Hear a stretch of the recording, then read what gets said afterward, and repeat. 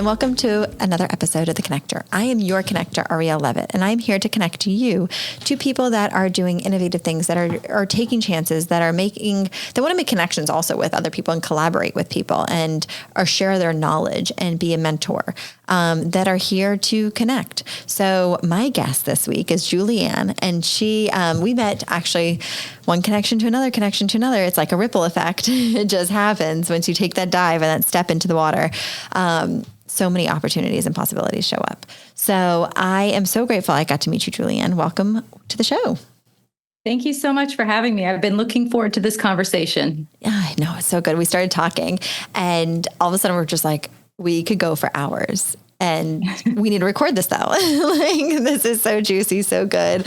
And so I love it. I love it. So let's get into it. I mean, you are incredible at what you do, and you have figured out this whole area. And so, okay, everybody's probably like, what is she doing? What's going on? But tell me, so tell me how you got into this, because I know you shared it a little bit with me, but I want you to tell the audience, and then we're going to deep dive into more questions. Absolutely. So I am the president of a streaming television network. And I came into it through my own television show, which I started in October 2020. And it just sort of fell into my lap with a lot of hard work. The opportunities showed up when I wasn't looking for them, but because I put in the hard work, they came to me. So I just decided to follow what was in front of me, and that's how I ended up with my own network. So now I get to help other people do what I do, create the impact that they want to make, and make money doing it. I love it. I love it. And I love how you were open to doing that. You were open to seeing other possibilities and taking that step, because it's very easy to get focused on your own vision and not see other possibilities or things that could be happening. I'm really glad you said that, because that has always been an issue for me. I get hyper focused on a particular goal when I miss all the things around me. But for some reason, I decided to start saying yes to the things that sounded fun and interesting, whether or not I knew how to do it or I had any, education towards it or anything along those lines, because I technically don't know what I'm doing. However, I'm extremely successful at figuring it out. So it's just been saying yes to the things that sound really cool that have gotten me where I am today. Love it. And you continue to say yes to things. You're like, okay, I'm here because I don't know where it's going to lead me. It's kind of like how we got connected, right? We met a particular person, and that person connected us to another person, another person, another person. It's this beautiful effect that happens that we get to we don't know where it's going. And it's fantastic. It is a beautiful thing. My husband, he's from the East Coast, and I lived there for quite a long time as well, but he's very New York. And when I say that, I mean, it's about 10 seconds to you dead to me. I mean, he just cuts people off, and, he's got a circle of friends, but I never do that. And I'm always saying yes and letting people be who they are and letting them in. And it has provided me with these amazing experiences. And he actually commented on it the other day. So it's funny you would say that, because he said, man, I wonder what I've missed from being the way that I've been. And I just think, yeah, me too. For myself, I haven't always been like that, but it's just this idea of, instead of saying no, saying yes. So I like that, because it's a lot more exciting. It's interesting, being judgy, right? Being judgy on somebody, being judgy on a situation, being judgmental on so many things, right? And it's so easy for us to do. And it's almost it's obviously our ego and our protection. That is exactly what it is. And I mean, I'd be a liar if I said I wasn't still like that. I just don't necessarily voice it. I don't necessarily listen to it. I just realized a long time ago that I don't have to believe every single thought that I think. And that's really freed me up, not only towards judgment towards other people, but especially towards myself. Because for me to lead a pack of change makers and leaders so that they can create this impact that they want to create, I really had to stop listening to that voice in my head that said, who are you? Who do you think you are? How can you do this?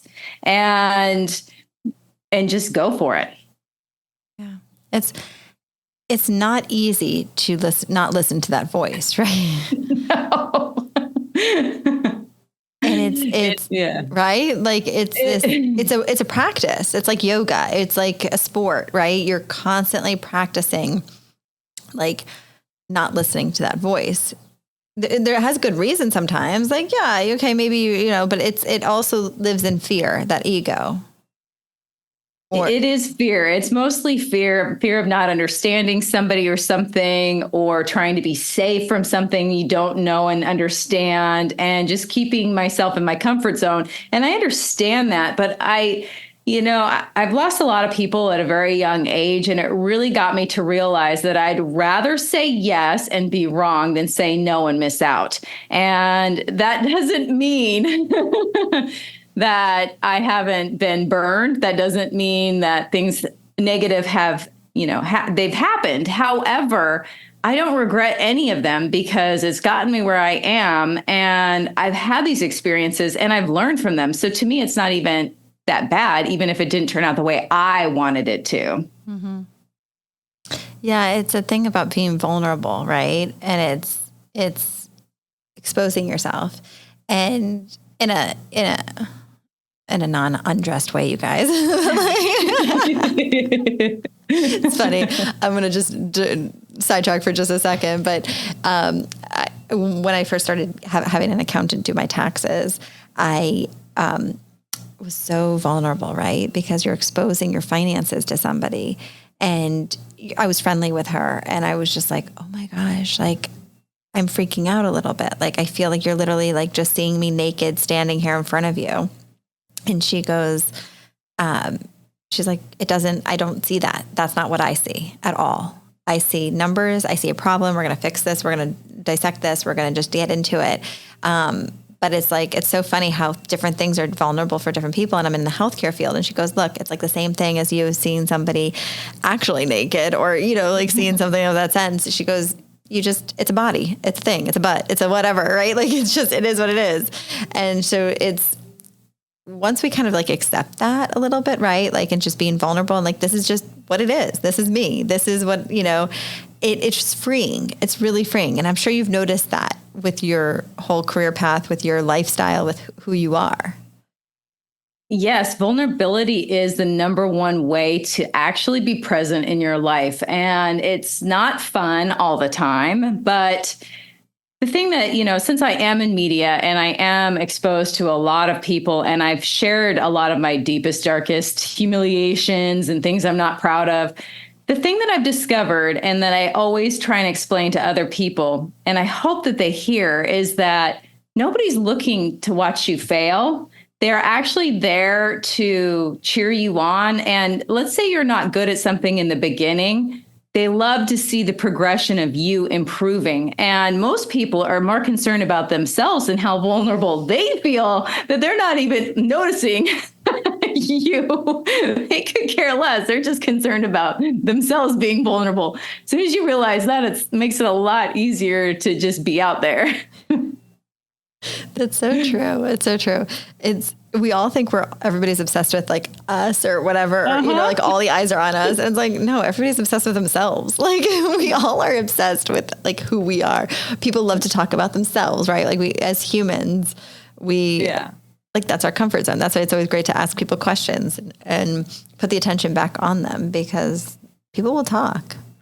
People do talk. And, I had the privilege of working in addiction recovery for quite a few years. And that was quite an experience, because in the position that I was in, pretty much all the clients didn't like me because I was authority. And it really taught me to not care if people liked me or not. I mean, don't get me wrong, it still bothers me from time to time.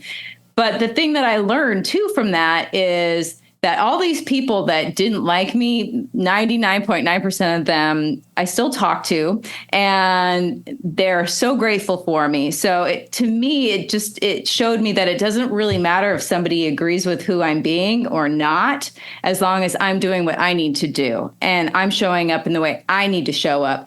It's okay, because either they'll figure it out or they won't, but it really doesn't affect me and how I live my life. So it was one of those wonderful learning experiences that, hey, I'm not going to die if somebody doesn't like me or approve of me. Because it feels like that. It feels like, oh my gosh, am I going to make it through this? Well, it's also, you don't want to let people down, right? Like, you don't want to, like, a lot of people feel like this image of you, right? And they see this person and they're like, and you're like, oh, they put me on this pedestal. But then if I'm like truly myself, am I going to be letting them down, not doing what I think they want me to do? And I think especially women deal with that, trying to be all things for all people. And it gets tiring once, as I get older, I should say, I've just sort of become like, you know what? It's okay if my body's not perfect. It's okay as long as I'm comfortable being who I am. And everything else will fall into place. It's amazing how people actually really do accept you for who you are, but it doesn't feel like it when you're in the moment, because you're so afraid of, like you said, letting them down. You don't want to let people down. Yeah. And maybe that goes back to people pleasing or whatever it is. Right. But we all have it in us. Oh, everyone, every single human. I don't care who you are. I think about men too. And when they're first dating women and they're like, pretending to like the movie, or yeah, that's really funny, or you look great in that, or whatever the case may be, because they just want her to be happy without realizing, you know what? It's okay if you don't like the exact same things that I do. That's so true. That's such a good point. It's such a good point. Because it's something we all do. We do. It's so natural. And, it's so freeing and it's funny that you talk about this today, because it's something that I've been thinking about for the last couple of days, because I'm going on vacation soon. And I'm really excited about it. And the old me would have been so concerned with so many things that are so trivial. How am I going to look in my bikini? Or, is my husband, fill in the blank? How am I going to appear? How are other people going to receive me? And I just thought, you know what? I don't want to miss my trip because I'm so concerned with things like cellulite, or if I'm going to make vacation friends, things that don't actually matter. I'd rather just be there and experience the country that we're going to be in. So, yeah. I think that's so beautiful. And it's being very present in the moment, which is hard. And, we want to plan for the future. We want to plan for certain things. But it's really when we're present with right now is when everything else unfolds. It is. And like you've said before, this also is a practice. It's just one of those things where you'll find yourself thinking about something else. Think about, driving down the freeway and you missed your exit because you weren't paying any attention to actually driving. You were thinking about some problem or something and totally zoned out. But it really is one of those things where you have to just have your cue to come back to the present moment. There's so many times I've literally said in my own head, don't miss this moment, come back. And it's really helped me to be where I am and calms me down, instead of things like, I'm with my parents. I barely get to see them, maybe once or twice a year. Why am I on my phone? Yeah.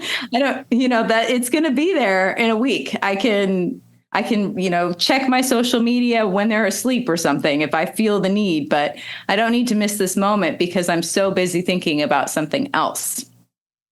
Yeah, no. That's so true. And it's so important. We don't do that enough.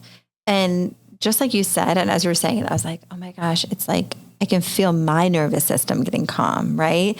just thinking about how you're like checking yourself. And it's like, I just want to be present right here. And it's such a meditation almost of. It really is. Yeah, I actually studied with, you and I sort of talked about this a little bit, but I studied with somebody who used to be a Zen monk, and he taught me how to meditate with my eyes open. And I love that because we actually live our lives with our eyes open. So we can't always close our eyes to calm our nervous system and calm everything down. So to be able to physically do that with our eyes open is such an amazing way to just keep moving and be okay. And it's a practice though. It really is. You just got to keep bringing yourself back. Sometimes it's fun to think about other things too, but that's just kind of like an escape, like dreaming. Yeah. Yeah. And I think as kids, we dream a lot. We daydream, right? We zone out. And then as we get busier and life happens and we're working and we're doing all these things, we start to forget to dream. And we stopped and just daydream a little bit too, because isn't that like a meditation also in itself? You know what? For me, it's partly visualization. So many of the most wonderful things that I've never thought were possible were thoughts that I've had that I've lingered on a little bit longer in what you might call a daydream. And to me, that's so much more fun than, say, watching TV, because I actually put myself in the situation and it feels so good. But yeah, I miss that whole daydreaming. I can't remember who I got this from, but it's somebody fairly famous, and he spends time, he calls it thinkitate. He thinkitates every day. And I love that. I mean, he focuses more on work and stuff like that, but why not daydream? Why not have that release where you're just imagining whatever and having fun? Because when you can create that sort of magic, it just lightens everything in your life. Totally. Oh my gosh. I'm loving this conversation with you. And we're going to get back into it in just a second after these commercials. Injured in a car accident, on the job, or just playing a game of pickleball? MedAmerica is the #1 clinic in physical therapy, occupational therapy, and chiropractic needs, specializing in sports, post-surgical, and orthopedic conditions. Located in Deerfield Beach, MedAmerica is here to help you get back feeling better than you did before. Visit their website at medamericarehab.com. That's med, M-E-D, America, A-M-E-R-I-C-A, rehab, R-E-H-A-B.com. Mention the connector to receive 10% off any self-pay service. Today's podcast is sponsored by Pod Populi. Have you ever thought of starting a podcast? Not sure where to start? Pod Populi makes it easy. With over 20 podcast studio locations nationwide, they host over 100 podcasts. Pod Populi is a full-service podcasting studio. With video and audio production, they help you put your idea into the best podcast. Visit podpopuli.com to book your time to talk to an expert on getting started. That's pod, podpopuli.com, and mention the connector for 10% off your first year. Thinkitate. Is that what you just said? It was like thinkitate. Yeah, thinkitate instead of meditate. Thinkitate. And I feel like I'm just like, as you're doing all this, I know it's amazing how you see people go through their lives and succeed and whatever it may be, or things just come easier to people, right? You're like, oh, you look at that person, you're like, gosh, things come so easy to them. Why is this? Why, right? Like I'm struggling over here. Or I'm working my butt off and I'm doing and it's just not happening. Right. And I think it goes back to even the beginning of this conversation a little bit of just like calming your nervous system and listening. And also you're so spiritual. You really have I've noticed with you and a lot of my other guests that things come easier to them. And on my journey of all of this research is right. It's the people that have faith. But when I say faith, it's not even faith. It's a belief and it's a comfort in that they're, I don't know. You know where I'm going with this. Like I do. Yeah. Faith is such a loaded word. So I understand why you wouldn't necessarily want to use it, but I think it's actually perfect because it's just this understanding that everything's going to be okay. whatever it is, I'm going to be fine. It's going to work out. And if you have that kind of faith, and I'm not saying you don't do anything and you sit there in your Barca lounger, and do nothing but wait with faith. But, it's just this understanding that it's going to be okay. And that really makes a huge difference. But I think, too, that these things that come easier for other people, and things definitely have come a lot easier for me in some respects. And when they do, it's because I'm being a human being and not a human doing. And what I mean by that is, when I'm trying to control every single aspect of everything that's coming along, I don't leave room for the magic. I don't leave room for the things that just flow.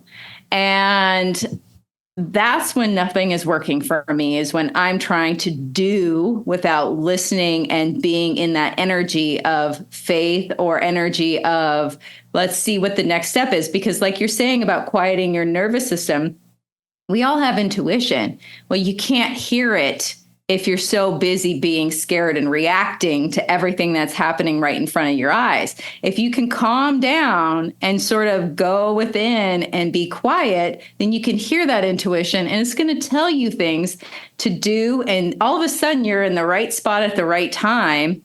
And just, I've had the most magical, and I love that word magic, the most magical things happen that I never planned for. If I had tried to make it happen, they never would have.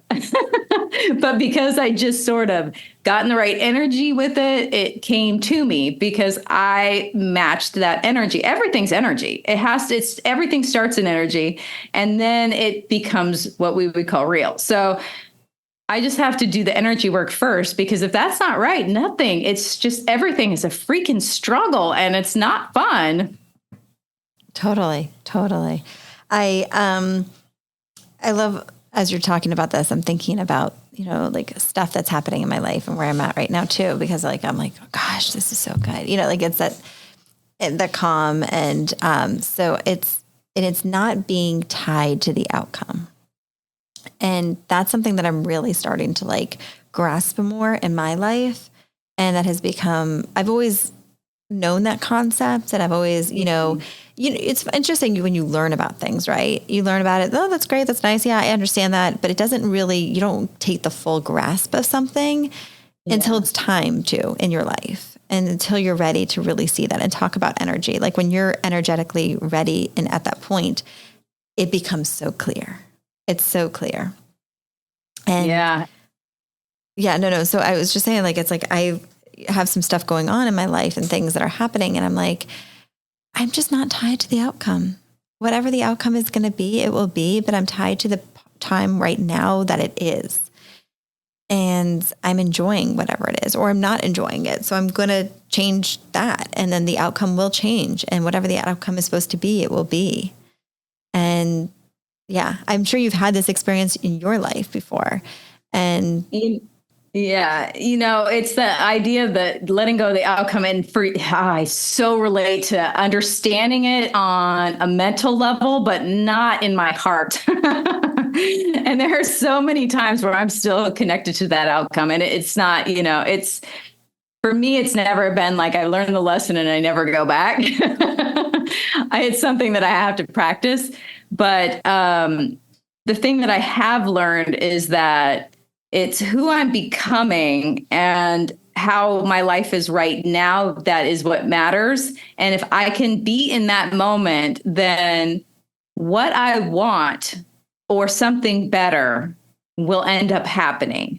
If I'm just focused, and I could point it towards something, but I'm focused on now and what can I do now and how can I be the best me in order to, live fully. And that's really all life seems to ask of us, is how can you be here in this moment? And all of a sudden, all the outcomes and all of that seem to work out even better.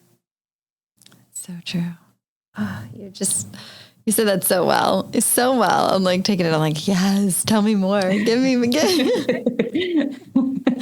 No, I don't know, for me, it's like I've heard a lot of talk about this, and then now actually being in it and practicing it with other people. And it's like it's a practice, right? It's a yoga practice. And I so relate to that, especially right now in my life. It's like I'm just living in this moment, because I have always been one of those people that have been so consumed with like the future, or what it's going to look like, what it's going to be like, how it's going to, and I have just in the past this year or so, really let that go. And I'm just not tied to whatever that outcome is, because I know God, the universe, everything, has a bigger vision for me. And I'm just tied to what I feel now and how I feel right now, because then it just it develops that road. And yeah. Yeah, I have a question about that too, because I know my experience, but I noticed that when I kind of let go of things and things are starting to flow better, and I'm okay with not having that outcome or whatever, I just let go of what the outcome's going to be. I've noticed that a lot of people in my life aren't okay with that. All of a sudden they have issues with me and how I'm living my life, because I don't know why. It's weird, and it's the most subtle shift. I'm wondering if you have that experience too, because I think that we run up against resistance somehow, and especially when we're on the right path, especially when we're doing the right things. It's like the universe is like, are you sure? I'm going to throw something else at you. I think that's so true. And it's kind of just makes other people uncomfortable, right? Because they're not happy with where they're at. And then seeing you happy, it shakes up their world. And it really is like, well, we don't know how to respond, because as in our society, we're so cultured to drama,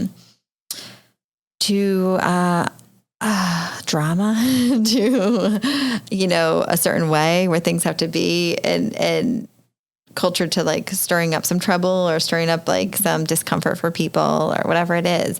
But when that person's comfortable with where they're at, you're like, whoa, they're so grounded. I can't start some drama or start some judgment or start some ego here. Like there's no room for it. And it's just it's all interesting.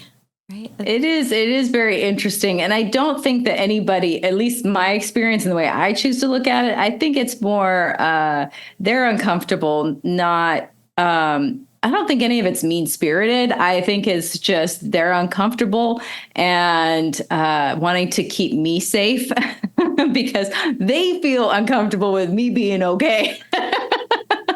Like the shoe's going to drop or something. I don't really honestly know, because I'm not in their position, but I choose to believe that it comes from a place of misguided love. And even my dad, I do, I have a successful career. And up until very recently, he still says to me, would you ever go back to a real job? I'm like, what do you think I do? Just because it doesn't look like what you did doesn't mean it's not a real job. I love how you just said that. Like you summed up what I was trying to say and just like 3 words, misguided love. And that's all it is, right? It's misguided. Their own projection of what they feel like they need for you or whatever it is. And it's just misguided. They love you in a way that they just want the best for you. But I love absolutely. that. Because, I hate when people say, oh, they're just jealous and all this, maybe, but I just feel like it's just this uncomfortable, like they just want to keep me safe. And because they're not feeling safe, they think I'm not safe. That's all it is. That's all it is. But it's all an illusion anyway. So, which unsafe do I want to deal with? Yeah.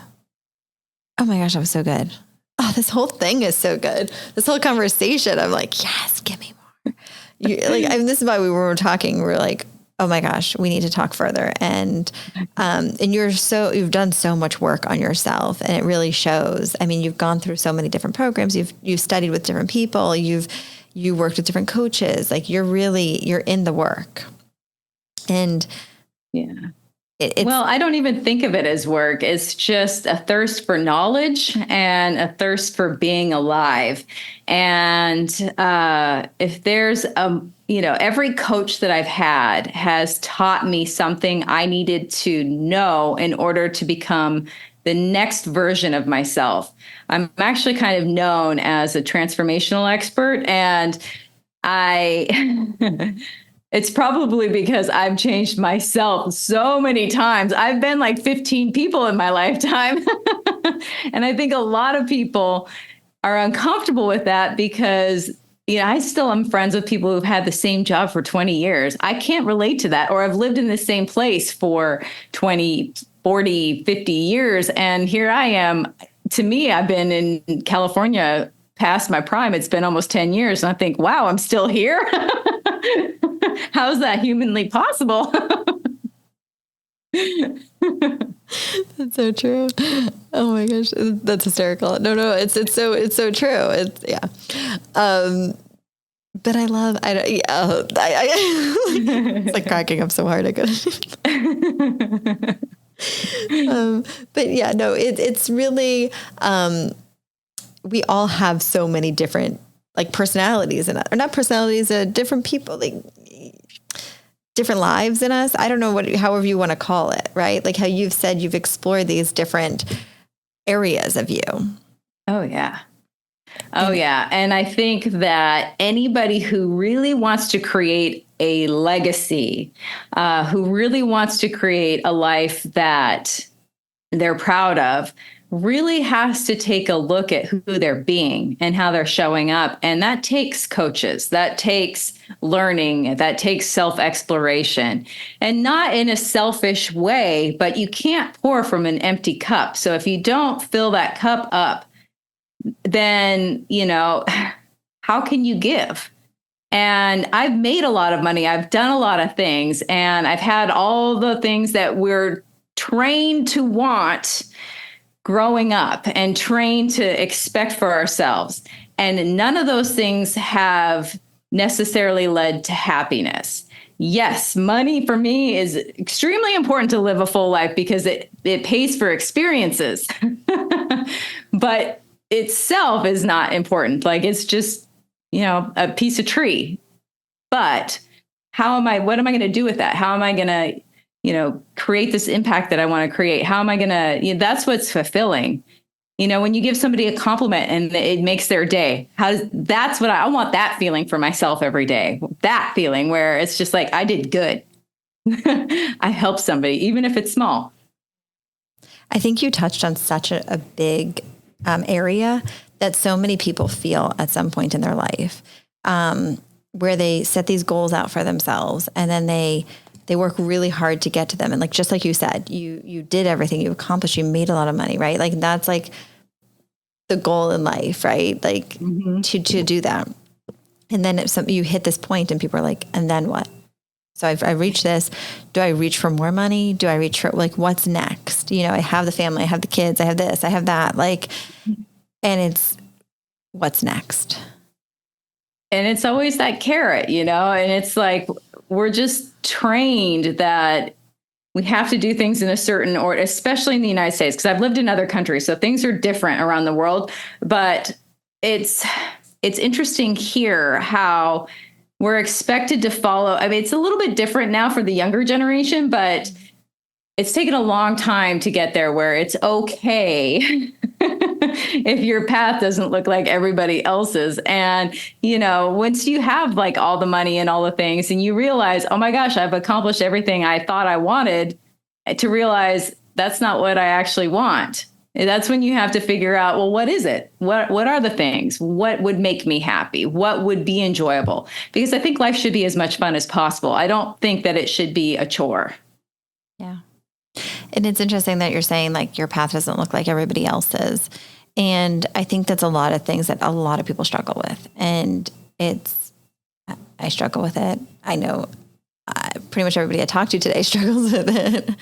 And it's, in the 50s, 20s, 50s, 30s, whatever, all those decades and eras and 60s and 70s, there was this, like what society told us life is supposed to be. And that was really impactful. I mean, obviously before that and all that other stuff, but like, well, that's when we really had like media and social, like, and not social media, but like TV and more advertising and more marketing. Right.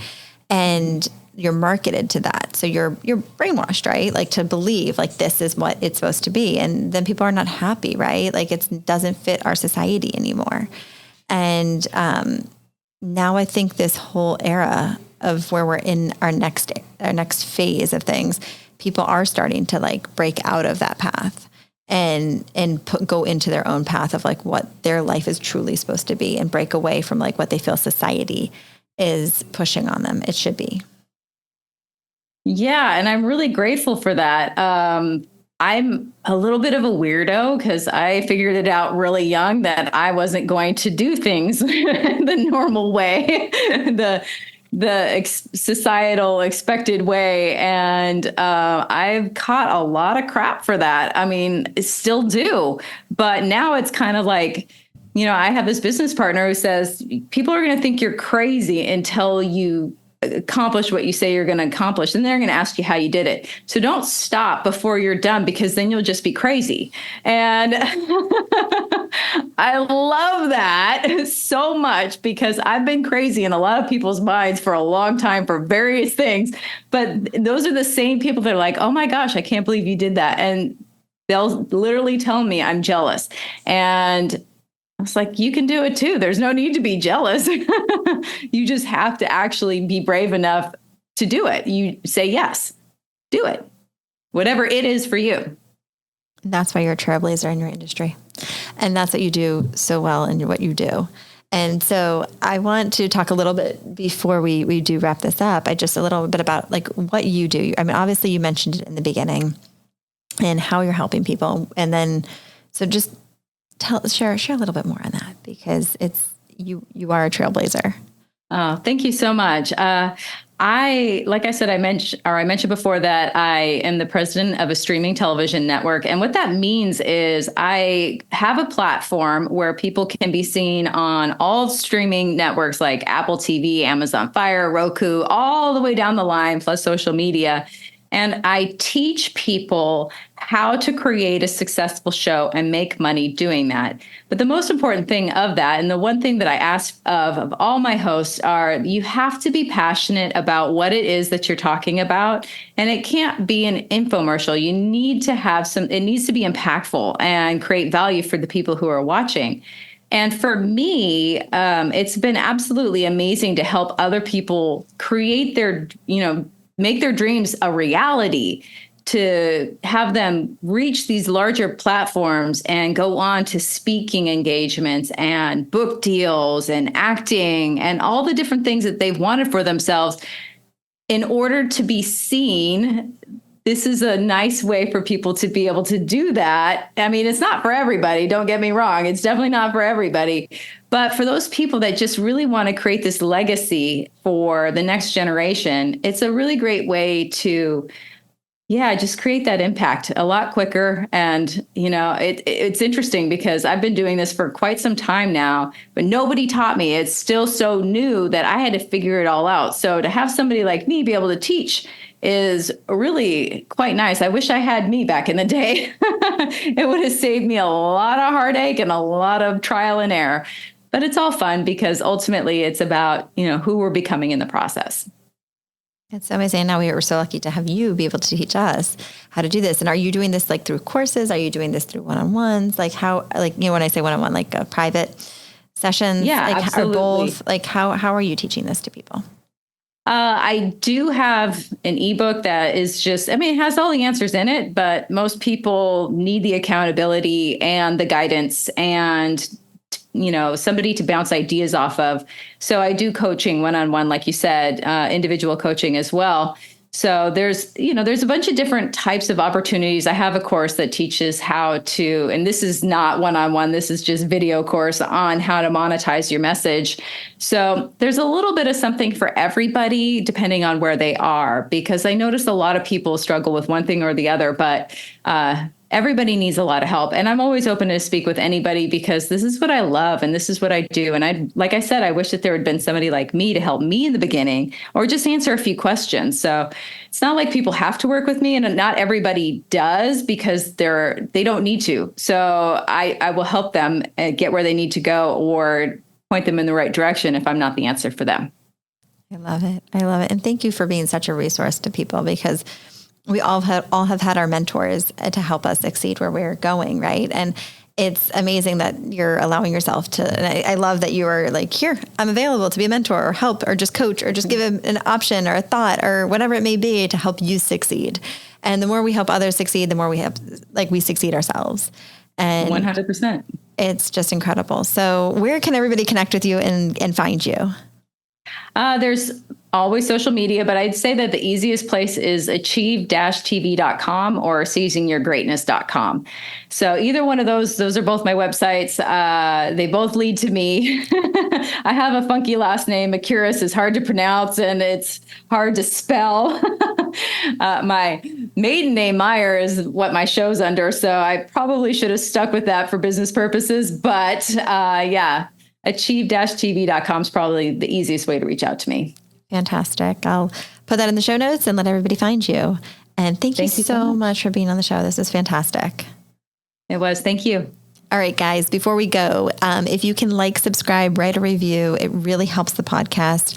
I really appreciate you guys checking in and listening and sharing your thoughts and being with me every week and my guests and reaching out to my guests. They're so excited when I get like text messages or things and like, hey, somebody reached out to me from the podcast and it was so cool. And now we're collaborating on something, or I was able to guide them. So reach out. They're here. The guests are here for you. So thank you so much. And I look forward to seeing you all next week with a whole new episode.